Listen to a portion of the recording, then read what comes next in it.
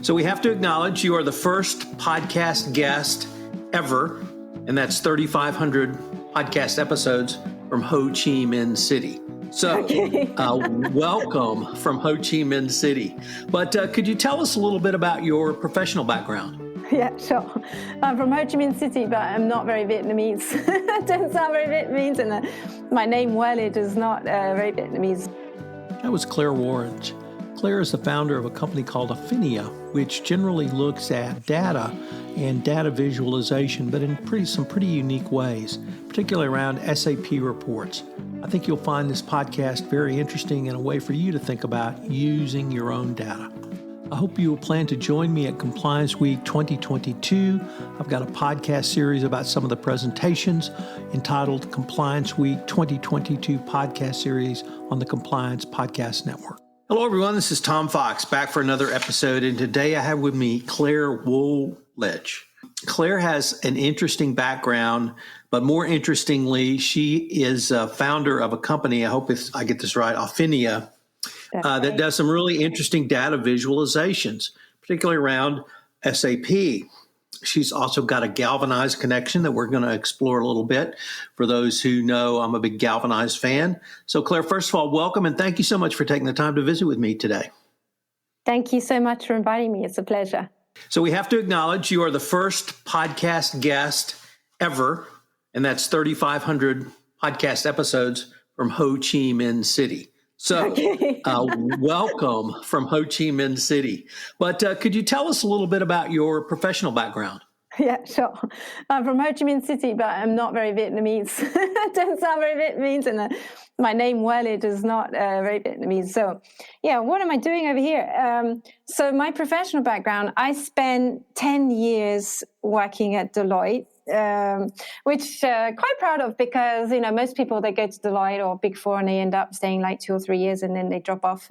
And so when you get to 10 years, you're like, wow, I made it to 10 years. That's really cool. So I was working there basically doing data analytics. So when I first started, I kind of came from a bit of a strange background, really, because I'd done biochemistry before at university. Then I'd gone off to China and been traveling for 3 years. And then I was just like, oh my God, I need to get a job. I need to get a real career. And I thought I'll go back to graduate recruitment. At that time, I had a boyfriend. He was in IT. He was earning a stack of money. And I just thought, I'm going to get into IT. I'll get a cell phone. That'd be so amazing. And I could afford a cell phone. So I went back home and I went and did a master's in IT. And then I was back in that kind of like graduate recruitment profile, and I went to some graduate recruitment fairs, and I managed to get hired by Deloitte. And I remember starting at Deloitte, and I was doing IT audit. And I was like, this is crazy because we're doing all this IT audit. We're doing like checklists. We're doing sampling. Mm-hmm. And the customers are massive. Like there's so much going on at a customer. We're just taking a sample of 25 invoices. I remember thinking, it's just so weird. Why are we doing this sampling? And then somebody came up to me after about 3 months and they said, well, 2 or 3 people are going to learn about data analytics. What do you think? Do you want to do that? And I just thought, wow, yeah, it just makes so much sense. Like, why would you even bother with sampling when you can do data analytics on all of the invoices, right? Not just do a few of them.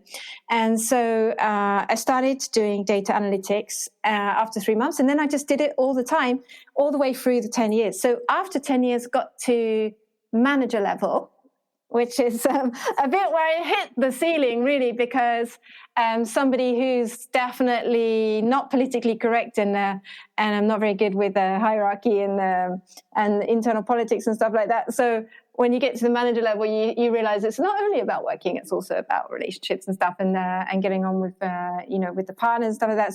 So then I hit off and went and created Affinia. So created Affinia in 2010, and kind of my goal at that point was just to see if I could actually convince people to use data analytics, because it's still on the same topic of like, why is everyone doing sampling? That is like when I left Deloitte, there's only 15 of us in the data quality integrity department, and I was like, what is going? Like, why are people still not using data to do their audits? I'm going to go and see if I can convince anybody to actually use it. So that was what I started off doing in 2010, and I'm actually still doing the same thing today, 12 years later, trying to convince internal auditors to use data analytics. So yeah, that's my professional background. I guess one thing I could say is that, I'm a CISA.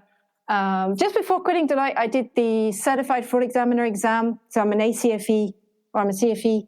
And I think that one is really important because when you're doing data analytics, it matches well with the CFE exam, because all those different fraud scenarios that you learn about, and you can think about like, how would you actually detect that in the data set? So that was a very good certificate to do. So I'm quite interested in fraud scenarios, how to detect fraud scenarios in data sets.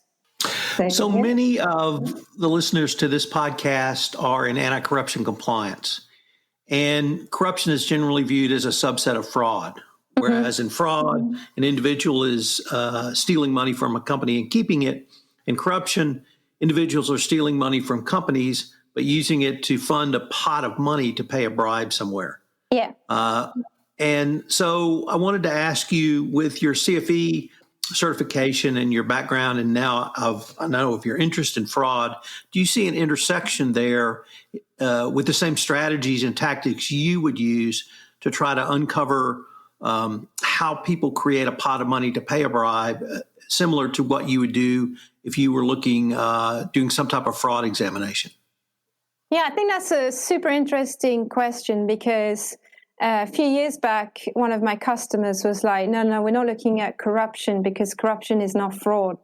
And I was like, well, it's kind of the first branch of the fraud tree, but never mind. And then we're like, no, there's a different department doing that. So corruption is a really interesting one, because we also say, it's like, it's under the table. It's like, what does that mean? Like, is backhand envelopes under the table? It means that it's off the books. Now, for a while, off the books, even though I didn't really 100% understand what does off the books mean, but it's like, it's not recorded. So we tend to think that with corruption, like, you can't detect it with data analytics because it's not recorded. But what I like to remind everyone about is the fact that if you're going to corrupt someone, like, so say, for example, you're a sales manager and you want to get that customer to buy from you, you're probably not going to take it out of your own salary to corrupt them, unless you're super generous, right? So what you're going to do is you're going to find a way to get that money out of the company. And there are lots of different ways that you can get the money out of the company. It could be like you do very, very high value travel and expense. It could be that you hire their daughter who never comes to work. It could be that you buy a car on fixed assets and you just give it to them. That's a typical one in France. It could be that you let them invoice you twice. If they're a customer, it could be that you give them year-end rebates or something when they shouldn't get them, or you give them returns, or you enter a return but they didn't actually really do the return, and then you send them back the payment. It could be that you give them free products or like zero value sales orders. So there's lots of different ways that we can actually get money out of the company, or give some kind of advantage to a third party. And even if it's sort of like under the table, the under the table bit is probably more in the other sense. It's like when they're going to give you a kickback, they might give you an envelope because you've done them a favor, right?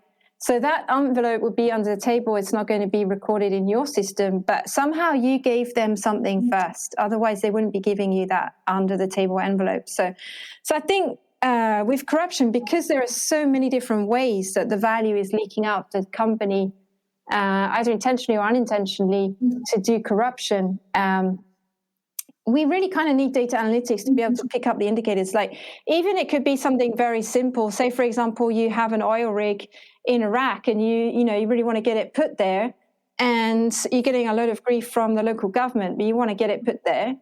So then you're just going to think, well, let's just decide to do a manual journal entry bank out and get the cash out the bank. Just do a big manual journal entry, $500 million. Take the cash out of the bank, give it to the local government so that we can put our oil rig where we need it, right? And that can be something which is not necessarily a personal fraud. Like, you're doing it for the benefit of the company. It's a facilitation payment. But at the end of the day, still, even if you're helping your company, is still illegal. So you're still risking going to jail for that. So So in that case, even if it's like $500 million, you still need data analytics to find it. It's like, if you're in a massive company, $500 million might not even be very much. You might have lots of different journal entries of very, very high amounts. And it could be quite hard to identify anything like that if you don't have screening going on. So if you have screening going on, for example, unusual persons entering journal entries or roundabout journal entries or journal entries that are bank out to loss or bank out suspense account or all these things that you can just screen the data for. It's like people always say to me, we just want to do a proof of concept. Like we just want to check a few data analytics that are going to be quick wins to prove that this is interesting. And the problem with that is like it's like fishing in the Pacific with a badminton racket, right? Because how much are you going to catch anything if your net's so small? Because there's so many different ways that you can do something like corruption. So if you don't just screen the whole data set in all different ways, then how are you going to see those flags? You know, are you just going to be really lucky to pick up that one particular method that somebody used? In your proof of concept, probably not. So, yeah, so I think going back to your question, corruption is definitely an area that I think data analytics can help with. So let me maybe take a step back to what I see as a theme developing in this podcast. And it really started with your observation in Deloitte, which was, yes, I can audit these 25 invoices, and I can do a very good job on these 25 invoices. And I will know these 25 invoices in and out. But these 25 invoices may not give me insights into anything other than them, and I may not be able to draw any conclusions. But if I use a data analytics approach, I can analyze a much wider variety of data. Yeah. And in your current role, you seem to have brought that concept and idea forward. Why do you think, though, that the basic problem that you identified, in your head at Deloitte of why only look at 25 when I can look at a wider variety still is so prevalent with internal audit today? Yeah, that's a really good question, because I'm always asking myself that same question every day. Is like, why are they just not doing it? And I think it's probably because people think it's much easier than it is.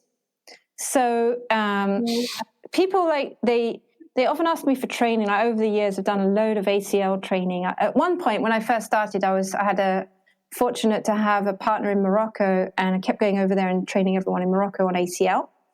And all these people learning ACL. And it's such a challenge, though, in the training, because you've got 50 people in there, and they're trying to learn ACL, and you're trying to explain to them, if you want to see whether or not you have payments that didn't have invoices or something. So you've got your list of payments, and then you've got your list of invoices, and you want to see the payments that don't match to any invoices. For example, right? A simple idea. Then you have to actually do a join. So you have to take that list of payments and join it to a list of invoices. So then when you're in the training, you're trying to do that example. And the problem is you've got people in there, they've never done a VLOOKUP, they've never done a pivot table, they've never done a filter in Excel. So you have to step right back and say, like, okay, so what is the concept of a table, columns, records? What's a key? What's a link? Why? And people, they're just like, what? It's just, I think, like, in the training, people get really frustrated and bored because they just think this is just so much detail. This is too detailed for me. I'm not an IT person, and I'm never going to get to that level. It's like just unattainable, maybe. Just haven't got enough background to do it. So I think sometimes what happens is, like, there's a good initiative and we want to start using data analytics. So we say, right, let's train the auditors, give them training and give more training. And the ones that haven't got any kind of notion of background idea about things to do with data are completely lost. And sometimes even the graphs, sometimes we'll show people like a combo chart where you've got two y-axis and there'll be like the value is on the left and the number of documents is on the right, on the y-axis. So you got two y-axis, and I spent like 20 minutes trying to explain that to somebody once because they just couldn't understand that graph, because it's like they'd never seen it before. So it's kind of a long step to go. So I'd say that there's a lot of resistance, but there's also a huge wall to climb over before you can actually start doing any data analytics. Many heads of internal audit think that they're going to train their staff that don't know anything about data to start making their own data analytics. And those staff often don't want to do it. And I think sometimes it's like there's a stigmatism because it's people, we had it a lot at Deloitte. People would come from École de Commerce, because my husband's French, so I spent 8 years in the Paris office. People would come from business school, French, that's École de Commerce. And we'd put them in data quality and integrity team. And we'd start trying to get them to make stuff in ACL, you're going to check the billing for telecoms companies. So you have to get all the call data records, you have to concatenate them, you have to put them all into one table. Then you have to compare it to the billing documents and the customer contracts and all that stuff. And it's very detailed, involved work to make a program that does that kind of thing. And those people, most of the people that we had coming into Deloitte, that they're coming from École de Commerce, and the first thing they say is, I don't want to be a programmer. I didn't come here to be a programmer. They don't want to be programmers because they don't think that that's their job. So I think that there is probably a problem with expectations. There's a problem with resistance a lot from the auditors, and it's just realizing that there is a very high mountain to climb before we get to anything that is usable, really, or that's going to give us a real impact or real benefit. It's like when you learn a musical instrument, you start playing the piano, it's painful for the first few years, right? After a while, you get good at it, and then it gets exciting. But there's that barrier, and I think that people may be not ready to get past the barrier, or they're not forced to, or there's maybe not enough incentive for them to actually have to do it.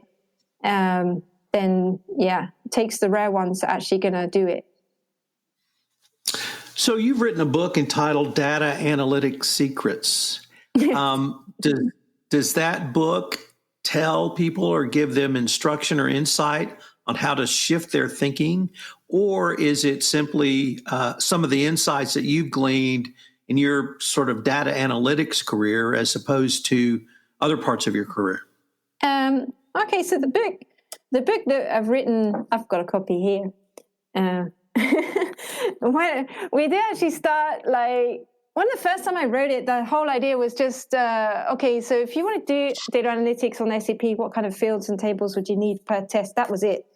And then as I started writing it, I was like, no, it's going to be too boring.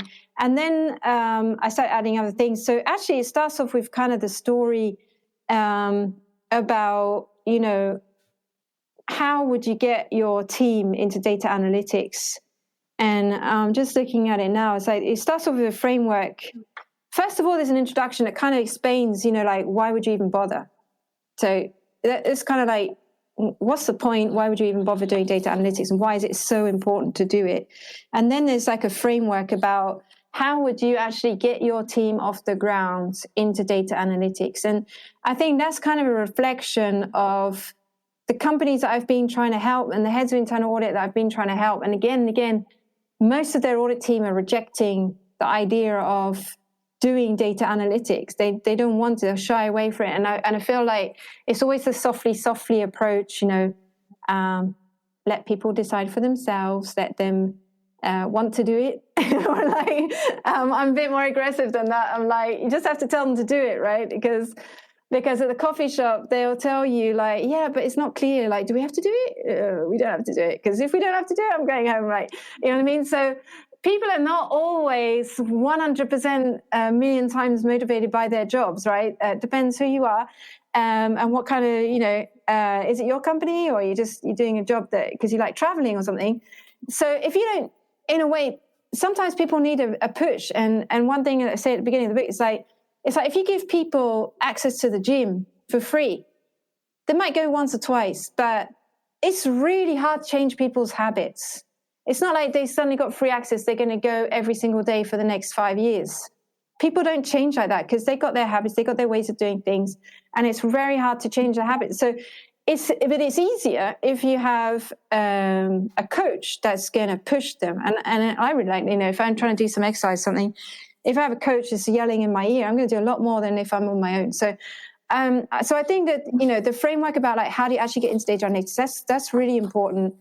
Giving a bit of vision, and then it starts going into technical stuff. It's all about like, what kind of graphs would you use for what? And then it goes like business process by business process. Is like, how do you do the data analytics, and what are all the data analytics that you would even do for each business process? Because we also find like people are a bit lost and like not really sure why we would do it. What's the point? So then we go through like, financial reporting. What are all the must-have data analytics you absolutely want to do? Especially like, start off with the first one is like, reconcile your general ledger to the bank statement. That's like the first must-have one, because people don't realize, but it's so easy just to enter a manual journal entry adjustment for the bank, and every month, and so it's going to match. Like if you only look at the totals, it's going to be the same, so no one's going to notice, right? So if you don't do things like that as an auditor, you're never going to see that actually there's a big gap between your bank statement and general ledger. It's just that someone's putting through adjustments and making it look right. So that's like the first one. So for each business process, we then go through and say like, these are all the things we think are must-have, and these the risks that they cover. We're going to have a quick word from our sponsor, and we'll be right back with more from Claire Worledge.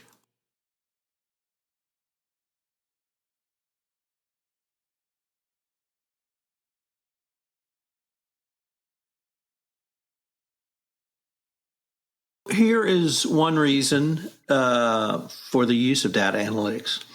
In June 2020, the United States Department of Justice released a document entitled Update to the Evaluation of Corporate Compliance Programs. Okay. And in that document, for the first time, the U.S. Department of Justice mandated that chief compliance officers and corporate compliance functions have access to all corporate data, not simply compliance data, but all corporate data.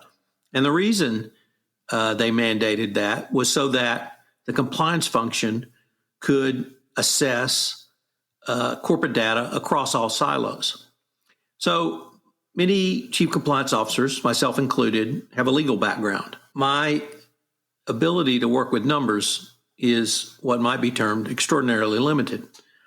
I can occasionally add 2 + 2 with a calculator, but that's about the extent of it. And so the question chief compliance officers often have are twofold. One, how do I get access to it? And two, well, three, how do I get access to it? What does it mean? And how do I use it? And it's always struck me that, and so there's a large commentary of, well, we have to hire data scientists. We have to bring in all this outside talent. It's going to be very costly. It's going to be a major shift for compliance. And I've maintained that why don't you walk down the hall if you're back in the office and go talk to the head of internal audit and say, can you help me here? And I think there's a great in-corporate or in-house resource for the compliance professional in the world of data, and that's internal audit.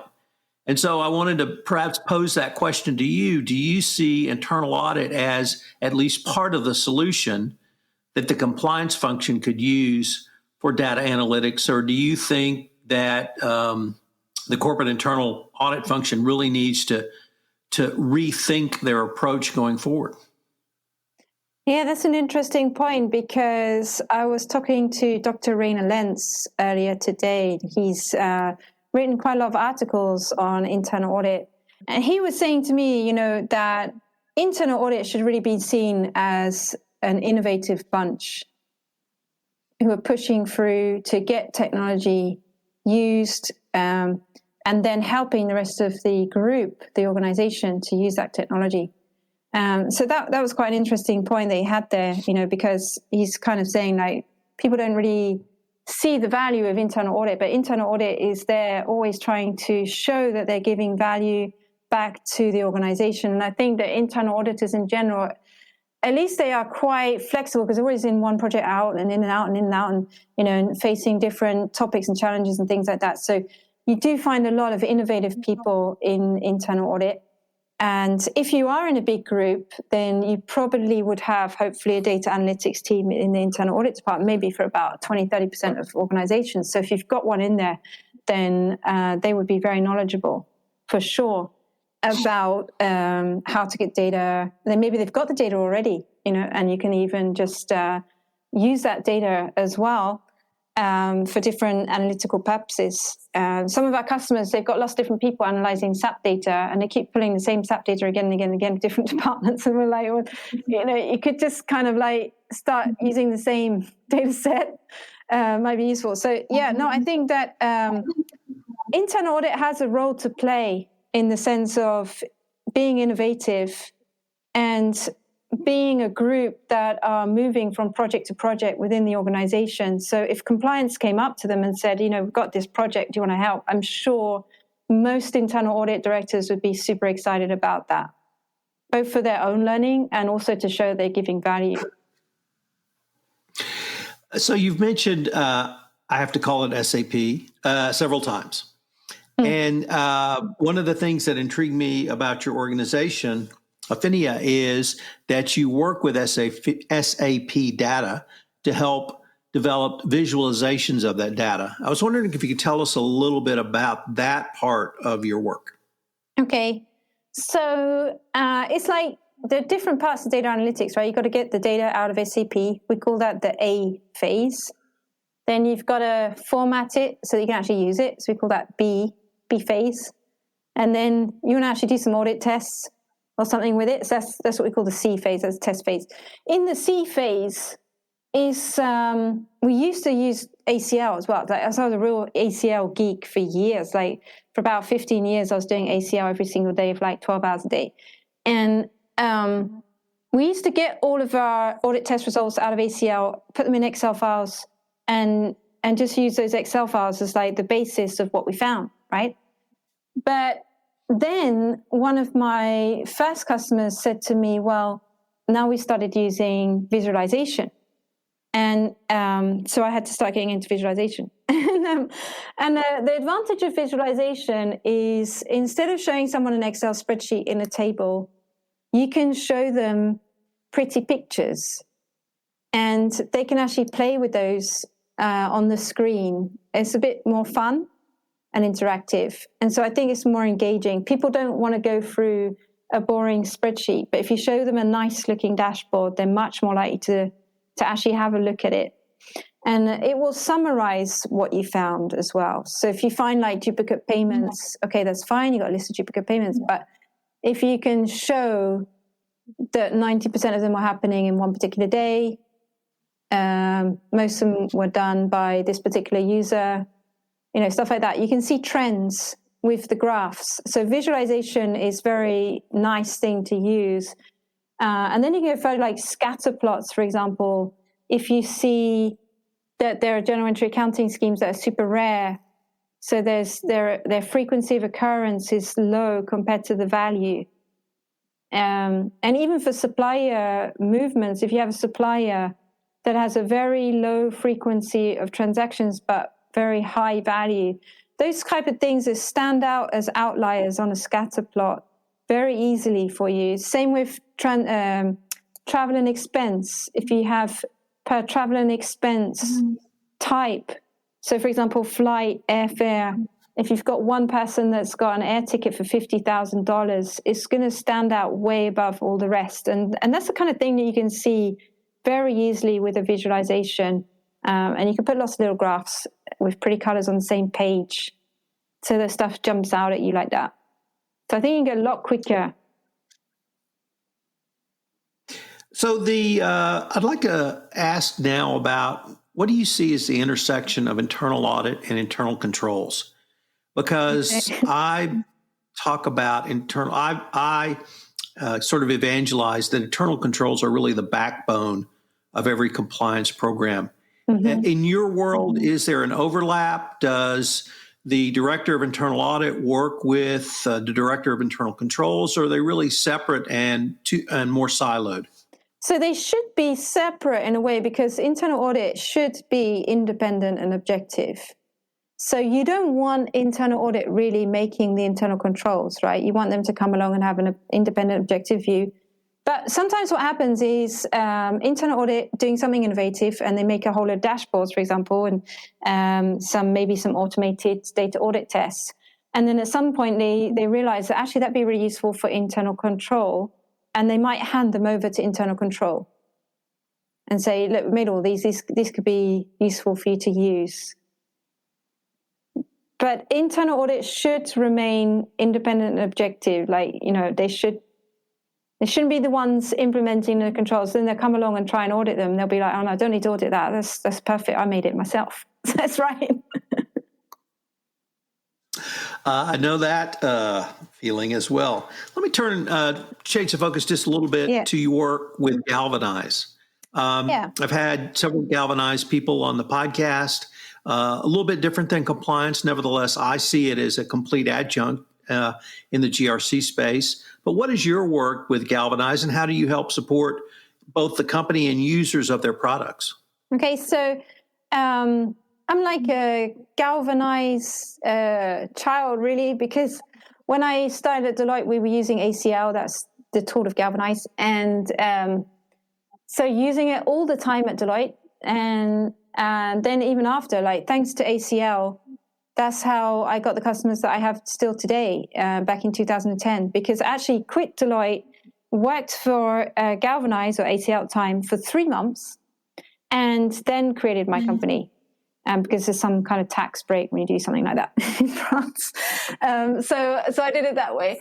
And so I was actually an employee of Galvanize for 3 months, and then I was helping their customers to learn ACL, implement ACL, and doing loads of training in the beginning, the early days of Affinia. It was loads of training about ACL, and then writing a lot of scripts on ACL. So I think that for me, Galvanize and ACL is very good for compliance because they have a very strong workflow system in there. And from their governance risk control platform, you can have triggers that are very easy to set up. You don't even need to be in IT to be able to set up those triggers.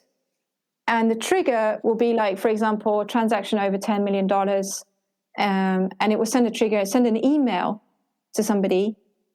They receive an email with a link, and then they can go back into the platform with that link, and they can provide some documentation, some evidence. So I see that the GRC platform is really quite strong for everything to do with internal control, and probably governance as well, or compliance, because all those things about compliance, you have to have a certain number of controls, right? Especially if you're in the UK Bribery Act, or you just got hit by the SEC and they say that you need to put things in place under the FCPA. You want to prove that you've got those controls going on, so all of that will be documented in there, and the workflow will be set up in their system. So I think for me, it's the only system I really come across that's flexible enough for you to put in any kind of controls that you want, and easy to automate that workflow. Does that make sense? It does. We have a special bonus question. Okay. And I perhaps have more insight now after you told us your husband is French. But how did you end up in Ho Chi Minh City, and what's it like living as an expat in Ho Chi Minh City? So Ho Chi Minh City is the second part of the question. What's it like being an expat? It's really easy being an expat over here, actually, I must admit. I have 4 kids. The oldest one is 9, so they're not old. They're quite little. So when you're an expat over here in Asia, it's very easy to get care, help to look after your kids, do your cleaning and doing all of that stuff. So you can go and have your family and still be like a teenager, which is quite, it's just loads of things like that. It's very easy. The standard of living for an expat is kind of a bit too high compared to the locals, we're going to say. But no, it's very nice, and you're not too far from the beaches. It takes about 2 hours to get to the beach. I would say, though, that it is very polluted and very crowded and very hot. So it's always 35 degrees, 40 degrees, so it's extremely hot. Lots of Lots of mosquitoes, lots of dengue fever. Surprisingly, I've never had it. But apart from that, no, it's an easy place to live. The people are very nice, very friendly, very polite. And the crime rate is extremely low. So it's also a safe place to live.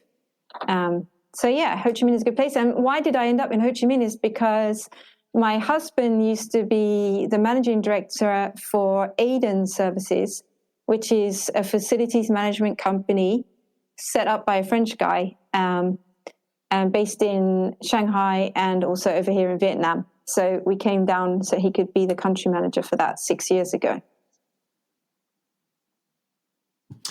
Claire, unfortunately, we are near the end of our time for this episode, but I was wondering if our listeners wanted any more information on yourself, on your company, or really any of the topics we've touched upon, and certainly your book, what would be the best way for them to find out? I think the best way is just to send me an email. Yeah, just send me an email. And my email address is C for Claire, J for Joanne, W for Worledge. So cjw@affinia.com. And I'll be happy to answer your email, like questions or whatever, send you links to whatever tools that you need. Well, thank you so much for taking the time to visit me on this late hour. I've really enjoyed this conversation, and I hope we can continue it. Yeah, This is Tom Fox again. I hope you've enjoyed this episode of the FCPA Compliance Report. Claire's got a ton of resources on her website, and we're going to link to all of those in the show notes. So check them out if you're interested in internal audit, data visualization, or any of the topics we've touched upon today. I hope you'll check out my latest podcast series, The Woody Report, which is a podcast with Karen Woody, well-known securities law professional and securities law professor. I hope you'll check out some of the other podcasts on the Compliance Podcast Network. We're coming out with new podcasts literally a couple of times a month, so check it out. In addition to Karen's new podcast, I have another podcast entitled Taxman on the intersection of tax and compliance. The FCPA Compliance Report is a production of the Compliance Podcast Network.